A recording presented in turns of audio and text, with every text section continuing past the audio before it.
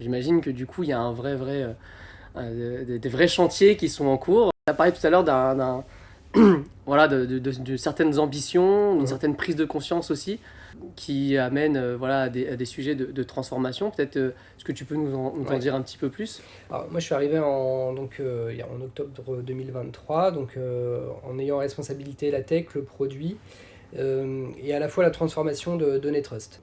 On est un acteur historique, on a une assise, on est pertinent dans ce qu'on fait, mais il y avait vraiment besoin de faire une introspection sur comment on travaille, comment on a envie de travailler demain, dans quoi on doit s'améliorer. Et ça a été le sujet de mes premiers mois de travailler là-dessus.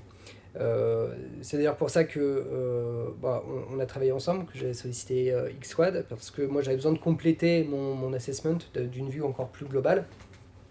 Alors quand je parle d'assessment global, c'est que quand on a travaillé ensemble, on ne s'est pas concentré uniquement sur la tech ou la qualité du code ou vraiment des choses très précises. On a eu une approche vraiment très globale de se dire, bon, où en est-on sur la tech, l'archi, l'infra, la culture, les pratiques, les méthodes, et pour avoir un panorama global et se dire on va pas aller chercher des bonnes pratiques pour les bonnes pratiques, mais par rapport aux enjeux qui sont les nôtres, où on doit s'améliorer, où on doit aller.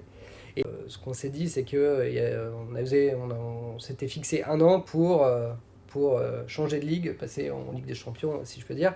Et, euh, et donc, ça s'est traduit par des chantiers sur le testing, l'automatisation des tests, des sujets autour du cloud, des chantiers autour de l'organisation aussi. Est-ce qu'on avait une organisation qui était adaptée? Non. On est passé en mode produit avec des squads autonomes qui nous permettent d'améliorer notre time to market, notre qualité de service également. Donc voilà, beaucoup de sujets qu'on a dû mener en un an.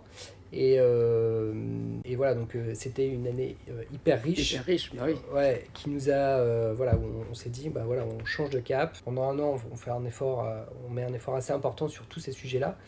Et, euh, et je suis assez content de ce qu'on a fait parce que ça n'a pas non plus été une année blanche. On n'a pas non plus, enfin, on s'est pas dit, on fait que de la tech, de l'orga, Ouais. du process, etc. Parce que malgré tout, on a du business, on a des produits à faire tourner. Faut continuer à Il faut innover, faut continuer à sortir de la innover, etc. feature. Donc il y avait Ouais. un équilibre malgré tout assez délicat à trouver, d'avoir une approche assez pragmatique dans les sujets pour ne pas s'arrêter de vivre. On ne peut pas se permettre d'arrêter avec un historique, des clients, des millions d'achats sécurisés à l'année. Donc voilà.